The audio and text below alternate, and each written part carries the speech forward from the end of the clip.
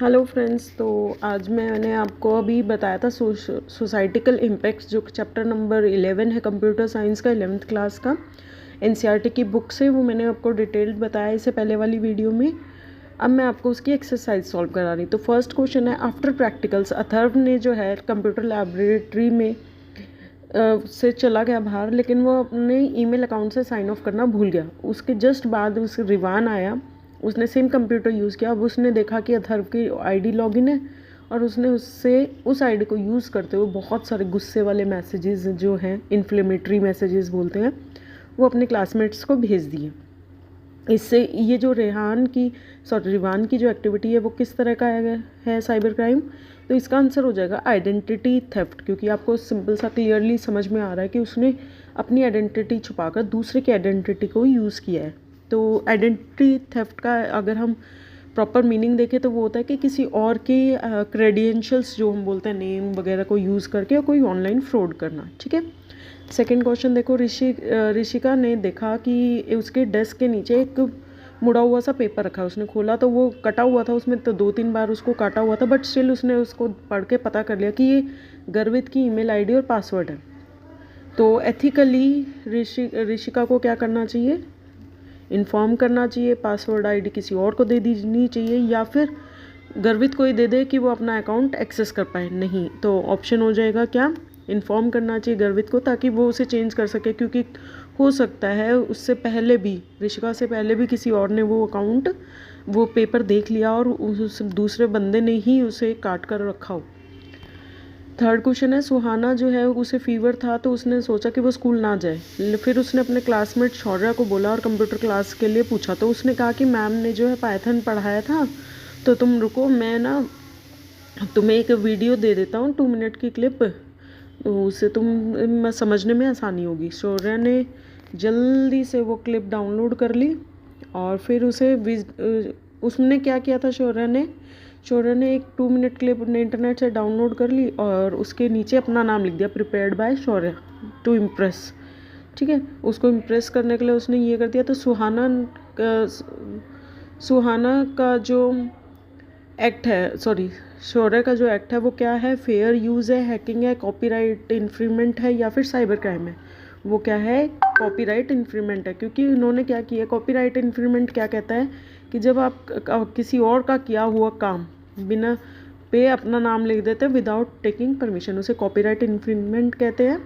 उसके बाद है क्वेश्चन नंबर 4, एक फ़ाइट के बाद, अपनी फ्रेंड से फ़ाइट के बाद आपका जो साइबर बुलिंग का कोई एग्जाम्पल नहीं है, इनमें से आपको बताना है कि आपकी फ्रेंड से फ़ाइट होगी तो आप क्या करेंगे। आप अपने फ्रेंड को एक आई एम सॉरी का ईमेल करेंगे, आप उसको थ्रेटनिंग मैसेज भेजेंगे, या फिर एक एम्बेरसिंग पिक्चर बनाएंगे और उसको अपलोड कर देंगे सोशल नेटवर्किंग साइट पे। तो क्या होगा इसका answer? You sent an email to your, आप अपने फ्रेंड को एक ईमेल भेजेंगे आई एम सॉरी। उसके बाद है क्वेश्चन नंबर 5, सौरभ कहता है उसको प्रोजेक्ट बनाना होता है डिजिटल इंडिया इनिशिएटिव्स पर। तो उसने क्या किया, 3 वेब पेज डाउनलोड करी जिसमें उसकी इन्फॉर्मेशन थी। उस फर्स्ट पेज से तो उसने एक पैराग्राफ पढ़ा डिजिटल इंडिया इनिशिएटिव, और उसको फिर अपने उसमें चेंज किया और फिर उसको पेस्ट कर दिया। उसने 3 इमेजेस डाउनलोड करी, उसका कोलाज बनाया और उसे पेस्ट कर लिया। उसने ही डाउनलोडेड एक डिजिटल पीजी इंडिया का इनिशिएटिव का जो है आइकन डाउनलोड किया और अपने फ्रंट पेज पर लगा दिया। तो इन तीनों स्टेप्स में से कौन सा प्लेगरिज्म या फिर कॉपीराइट इन्फ्रिंगमेंट का स्टेप एग्जाम्पल है? एग्जाम्पल पूछा है उन्होंने, तो इसका एग्जाम्पल कौन कौन से हो जाएंगे? बी और सी, क्योंकि फर्स्ट में तो उसने क्या किया, उसे रीड किया है जैसे हम बुक से पढ़ते हैं और उसे अपनी लैंग्वेज में समझाते हैं। ठीक है, तो वो नहीं आएगा प्लेगरिज्म में। सेकंड जो है उसने क्या किया, जो विदाउट उसको एडुकेशन साइटेशन दी, उसने किसी को बताया भी नहीं, किसी से परमिशन नहीं ली, ना उन्होंने साइट किया कि मैंने वहाँ से डाउनलोड किया है। और कॉपीराइट इन्फ्रिंगमेंट क्या हो गया कि उसने बिल्कुल परमिशन के बिना उसे वो सॉल्व करा जाए या उसको परमिशन ली और उसे यूज़ कर लिया। ठीक है। प्लेगरिज्म में तो क्या हुआ, उसने साइट, उसका जगह का नाम नहीं बताया कि कहाँ से लिया। कॉपीराइट ये हो गया कि उसने परमिशन नहीं ली। ओके, अब है हमारा question number 6, match the columns. Match the column में क्या क्या हुआ कि इनकी वेबसाइट आपको डेफिनेशंस के अकॉर्डिंगली से मैच करना, तो बहुत ईजी है। प्लेगरिज्म हो जाएगा आपका, प्लेगरिज्म मैंने अभी भी बताया कि copy and paste the information from the internet, जो सेकंड है हमारा ऑप्शन वो जाएगा। हैकिंग क्या होती है? हैकिंग होती है किसी और का डाटा को यूज़ कर लेना। Breaking into computer to read private emails other files हो जाएगा। क्रेडिट कार्ड फ्रॉड क्या होता है कि उसे स्पेशल रिवार्ड और ऑफर करके उसकी पर्सनल इन्फॉर्मेशन जैसे बैंक अकाउंट इन्फॉर्मेशन ले लेना। डिजिटल फुटप्रिंट्स क्या होता है ये आपको पता है, the trail that is created when a person uses the internet. ठीक है, तो ये आंसर हो जाएंगे। क्वेश्चन नंबर 7 है कि आपको एक मैसेज आता है, सॉरी इसको आप ध्यान से देखिए। मैसेज आता है आपके पास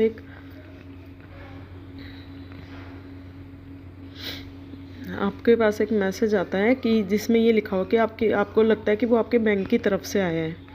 bank has notice that your ATM card was recently, कि आपका ATM कार्ड है वो रिसेंटली यूज्ड हुआ है ऑनलाइन स्टोर पर, और अगर ये ट्रांजैक्शन आपसे नहीं हुई है 20,000 रुपये की तो जल्दी से अपना OTP सेंड करें। ठीक है, अपना जो पिन है वो जनरेट वो करें। तो क्या करना चाहिए? विल यू SMS करेंगे या नहीं करेंगे? Will you SMS your pin number? तो आंसर आ जाएगा नो, हम लोग नहीं करेंगे। Will you call the bank line? Yes, हम कॉल करेंगे ताकि वो उसको वैलिडेट कर सके उस हेल्पलाइन को। क्वेश्चन नंबर 8 देखिए। प्रीति जो है अपना बर्थडे फैमिली करा रही है और उसने क्या किया, हिमांशु के साथ अपनी फ़ोटोज़ शेयर करी। थोड़े दिन बाद क्या हुआ, प्रीति और हिमांशु के कोई फाइट हो गई, तो उसने क्या किया, उसकी बर्थडे साइट फोटोग्राफ जो है सोशल नेटवर्किंग साइट से डिलीट कर दी प्रीति ने, क्योंकि उससे फाइट हो गई थी हिमांशु की। बट उसने सोचा कि हिमांशु के साथ वो एक्सेस नहीं होगी। लेटर क्या हुआ कि उसको सरप्राइज़ हुआ कि जो फ़ोटोज़ उसने डिलीट की थी वो उसकी फ्रेंड के पास है। तो उसने गायत्री से जल्दी से पूछा कि तुम्हें ये पिक्चर्स कहाँ से मिली? तो गायत्री ने कहा मुझे तो हिमांशु ने दिए। तो आप प्रीति को हेल्प करो कि उसे कहाँ से मिला होगा।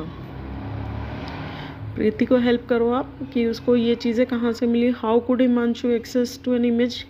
कैसे होगा? क्योंकि इमेज जो है सोशल नेटवर्किंग पे वो जो है वो इजीली डाउनलोड भी हो सकती है और हम स्क्रीनशॉट्स भी ले सकते हैं। ठीक है, हो सकता है उसने डिलीट करने से पहले ही डाउनलोड कर ली होगी। Can anybody else also access these deleted images? Yes, अगर उसी की तरह पहले भी उसने कर लिया होगा। और इसके अलावा एक तरीका और है कि डिजिटल फुटप्रिंट, अगर गवर्नमेंट या जो ऑथराइज्ड एजेंसी हैं वो लीगली भी उसे ऑब्टेन कर सकते हैं अगर उन्हें पता चले तो। Had these images not been deleted from digital footprint? यही ऑप्शन आ गया क्योंकि इन्होंने पूछा हुआ है। हाँ, तो मैंने आपको बताया था कि डिजिटल फुटप्रिंट्स कभी भी परमानेंटली डिलीट नहीं होते। तो सोशल वेबसाइट से अगर हमने कोई चीज़ डिलीट भी कर दी है तो भी वो डिजिटल फुटप्रिंट पर हमारे रहेगी। ठीक है, क्वेश्चन नंबर 9 देखिए। एक स्टूडेंट है वायरलेस वाईफाई, स्कूल ने वाईफाई फैसिलिटी करी 11th क्लास के लिए, और उन्होंने कहा कि स्कूल wifi.edu पर रजिस्टर करें। ठीक है, और उन्होंने कंप्यूटर के जो स्टूडेंट है उनको ईमेल्स कर दी। ठीक है, इसके बाद एक बच्चों के पास एकदम से मैसेज आता है कि your password will expire one day. ने कहा कि स्कूल वालों को कि भाई इस साइट पर रजिस्टर करो, तो अभी उनके पास एक ईमेल मैसेजेस आता है। इस ईमेल मैसेज को ध्यान से देखिए। Dear student, this email mean to inform you that कि जो पासवर्ड है वो अपडेट करना पड़ेगा, नहीं तो एक्सपायर हो जाएगा 24 घंटे में। तो क्या तुम क्वेश्चन पूछा है, do you find any discrepancy in the email? Yes, ध्यान से देखिए। जो स्कूल वाईफाई पासवर्ड है जो स्कूल वालों ने कहा था उसकी स्पेलिंग है स्कूल wifi.edu, एक आई है, लेकिन जो इन्होंने क्वेश्चन में दिया हुआ है, ईमेल में दिया हुआ है वो डबल आई है। इसका मतलब कोई और उस को यूज़ करे। क्या होगा? दूसरा क्वेश्चन है, क्या होगा अगर स्टूडेंट है जो वो उस पर क्लिक कर देंगे? तो ऑब्वियसली ये किसका एग्जाम्पल है? फिशिंग, क्योंकि वो डाटा स्टोर करे। फिशिंग साइट, क्योंकि गलत साइट देकर स्टूडेंट का डाटा वो स्टील कर लेंगे। क्या ये थर्ड क्वेश्चन है, क्या ये एग्जाम्पल है साइबर क्राइम का?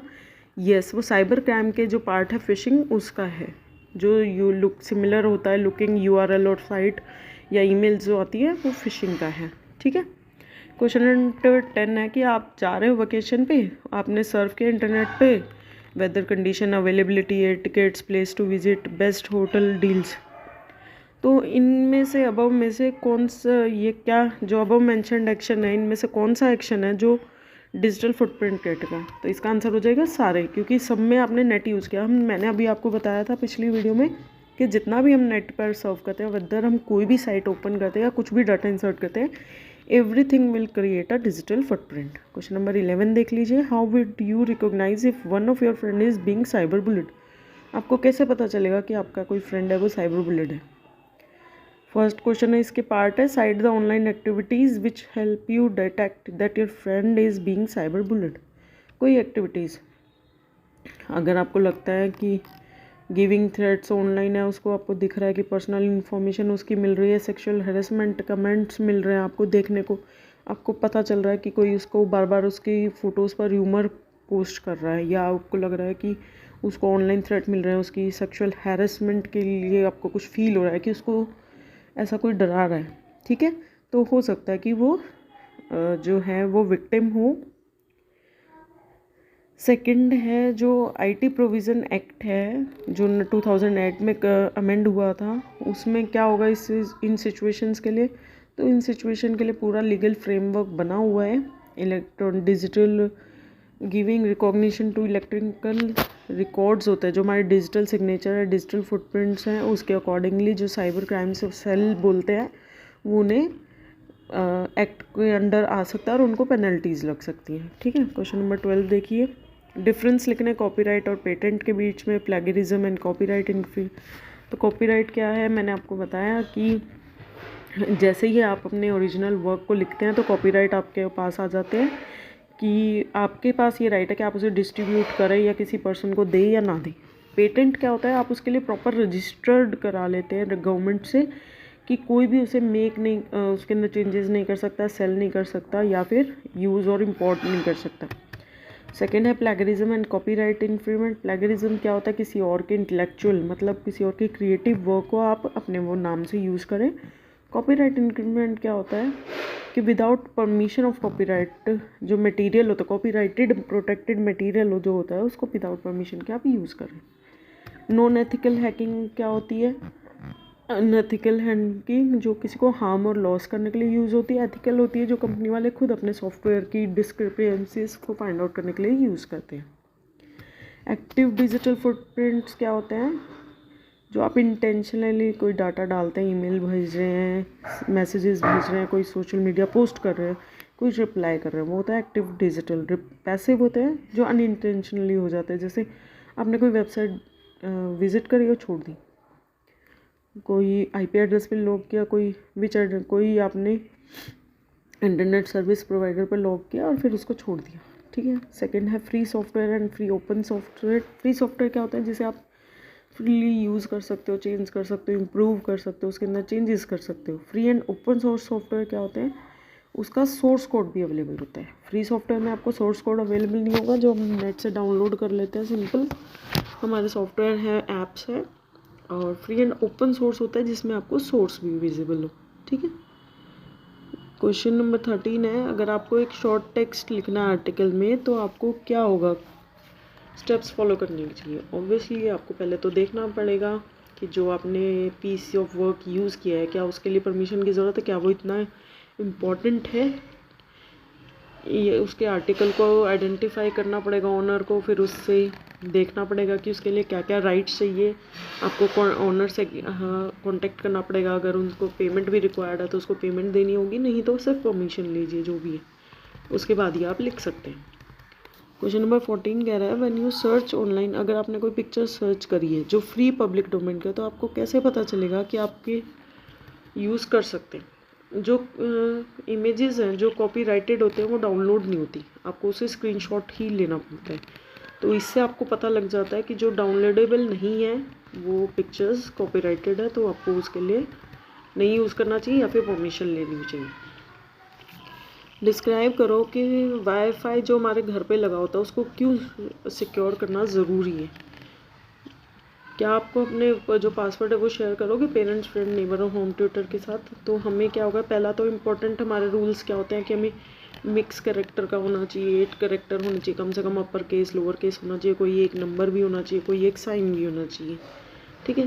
तो और हमें इसका पासवर्ड है ना कोशिश करनी चाहिए कि हम सिर्फ पेरेंट्स के साथ करें। अगर हमने किसी फ्रेंड, नेबर या होम ट्यूटर को शेयर भी किया है किसी वजह से, तो आपको जल्दी से जल्दी वो चेंज कर दीजिए जैसे ही उनका काम ख़त्म हो जाए।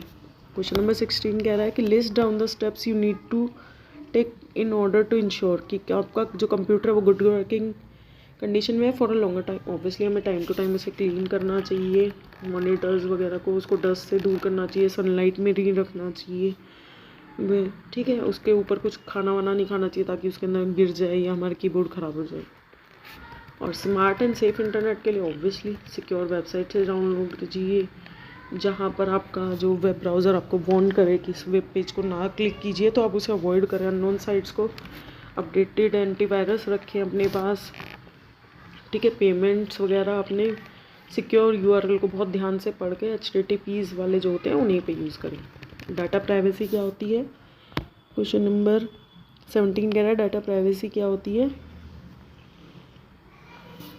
डाटा प्राइवेसी क्या होती है कि जो वेबसाइट्स है ना वो जनरली क्या क्या यूज़ करती हैं, आपका IP एड्रेस, आपकी वेबसाइट की इंफॉर्मेशन ब्राउज़र और डिवाइस जो आप यूज़ करें, ब्राउजिंग एक्टिविटी जो डिफरेंट साइट्स पर होती है, तो ये हमारा डाटा प्राइवेसी होती है। तो कोई भी जो इंटरनेट सर्विस प्रोवाइडर इसे यूज़ करता है उसको इसे प्राइवेट रखना होता है, वो किसी और को नहीं दे सकता हमारी एक्सेस और ट्रैक इन्फॉर्मेशन जो होती है।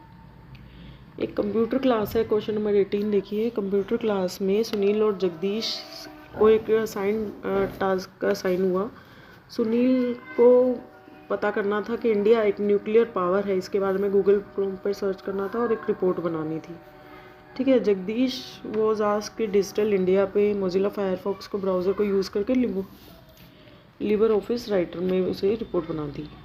तो उन दोनों की टेक्नोलॉजी में क्या डिफरेंस है? जो सुनील ने यूज़ किया वो है गूगल क्रोम ब्राउज़र, मतलब क्या है, वो एक फ्रीवेयर है, मतलब उसका आपके पास सोर्स कोड नहीं है, फ्री सॉफ्टवेयर है वो। और जगदीश ने जो लिबर ऑफिस किया है वो फ्री एंड ओपन सोर्स है, मतलब वो उसकी कोडिंग में भी चेंज कर सकता है अगर वो चाहे तो। क्वेश्चन नंबर 19 देखिए। साइट एग्जाम्पल कि that you are a victim of cyber crime और उसके आइडेंटिटी थेफ्ट हो, तो आप उसके लिए कैसे होंगे?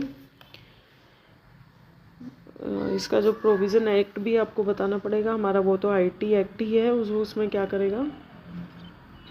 आइडेंटिटी थेफ्ट क्या होती है कि उसने हमारा लॉगिन पासवर्ड हमारे नेटवर्किंग साइट से कर लिया यूज़, या फिर वो ट्रोल कर रहा है हमें या साइबर बुली कर रहा है हमें, ठीक है। क्रेडिट कार्ड अकाउंट थेफ्ट क्या होता है कि उसने हमारी क्रेडिट कार्ड से बैंक की इन्फॉर्मेशन ले ली है। क्वेश्चन नंबर 20 कह रहा है कि नीरजा एक स्टूडेंट है 11th क्लास की, उसने कंप्यूटर साइंस लिया, उसने प्रोजेक्ट असाइन किया है, उसने अपने टीचर को मेल कर दिया। इसका स्क्रीनशॉट आप देखो कितना, उसने सिंपल क्या क्या कोई सब्जेक्ट नहीं डाला, नीरजा से टू मी मैम को उसने वो करा है forward, PFA the required document with this mail Neerja. तो आपको इसमें क्या क्या कमी दिख रही है? अपने आंसर का सब्जेक्ट ऑफ द मेल, क्योंकि ऑब्वियसली उसने सब्जेक्ट नहीं दिया। हमें एथिकल जो कम्युनिकेशन बोलते हैं, कम्युनिकेशन में हमें क्या करना चाहिए, प्रॉपर उसको सब्जेक्ट है subject just find out which of the email etiquettes नहीं है सब्जेक्ट ऑफ मेल में, ऑब्वियसली उसने सब्जेक्ट डाला ही नहीं है, वैलिड सब्जेक्ट नहीं है। दूसरा है फॉर्मल ग्रीटिंग होना चाहिए, good morning ma'am, good morning sir, या डियर सर, डियर फ्रेंड, जो भी है, फॉर्मल ग्रीटिंग नहीं है उसमें। सेल्फ एक्सप्लेनेटरी टर्म्स है, वो ईमेल एटिकेट्स ही नहीं है, मतलब उसने सीधा लिख दिया है PFA टू रिक्वायरमेंट। वो अपने टीचर को मेल करा तो उसे बताना चाहिए कि आपने मुझे प्रोजेक्ट दिया था, वो मैं आपको मेल कर रही हूँ, प्लीज़ उसकी अटैचमेंट फाइंड आउट कीजिए, काइंड ऑफ दैट। सेंडर को आइडेंटिफाई नहीं किया। अब मैम के पास तो 40-50 स्टूडेंट है, 2 नीरजा भी हो सकती हैं, तो मैम को कैसे पता चलेगा कि कौन सी नीरजा? तो उसे अपना रोल नंबर वगैरह मेंशन करना चाहिए ताकि मैम उसे आइडेंटिफाई कर सके जो उसके टीचर है। रिगार्ड्स भी उसने नहीं किया है, तो ईमेल एटिकेट्स मिसिंग है A, B और D में, ठीक है। क्वेश्चन नंबर 21 देख लीजिए। सुमित को जो है वो गुड मार्क्स मिले हैं हर सब्जेक्ट में, ठीक है। तो उसके फादर ने उसे लैपटॉप दिया और वो चाहते हैं कि वो उसे अवेयर कराएं हज़ार्ड्स जो एसोसिएटेड है लैपटॉप के एक्सेसिव यूज़ करने के लिए। तो क्या वो डिस्कस करेंगे? ऑब्वियसली वो सोसाइटिकल इम्पैक्ट वाला जो हमने सारा पढ़ा है वो सब डिस्कस करेंगे, जैसे बोन्स और जॉइंट में क्या होगा अगर वो एक्सेसिव यूज़ करेगा, तो आई स्ट्रेन होगा, स्लीप इश्यूज़ आएंगे, मेंटल इश्यूज़ आएंगे, एडिक्शन हो जाएगा, वो किसी के साइबर क्राइम में फंस सकता है। तो ये सारे इश्यूज़ उसके फादर को उसे डील करने चाहिए। I hope you like the video, please like and subscribe my channel. अगर आप PGT कंप्यूटर साइंस के लिए अप्लाई